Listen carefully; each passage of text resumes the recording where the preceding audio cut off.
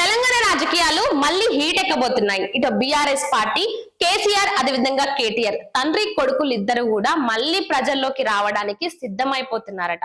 ఒక పెద్ద వ్యూహంతోనే ప్రజల ముందుకు రాబోతున్నారట.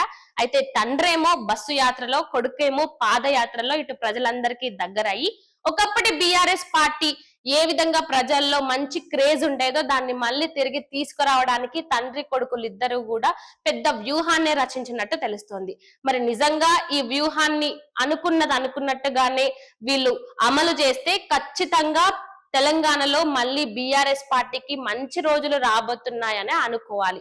ఇటు బీఆర్ఎస్ శ్రేణులు నాయకులంతా కూడా ఈ విధంగానే అనుకుంటున్నారు. సో మరి మీరు చెప్పండి, ఇటు కేసీఆర్ అదేవిధంగా కేటీఆర్ ప్రజల్లోకి వచ్చి ప్రజల్లో మాట్లాడి ఈ పాదయాత్ర బస్సు యాత్రను సక్సెస్ఫుల్ గా చేస్తే నిజంగా బీఆర్ఎస్ పార్టీ ఒకప్పటి రోజులు మళ్ళీ వస్తాయనుకోవచ్చా? మీరేమనుకుంటున్నారో కామెంట్ రూపంలో చెప్పండి.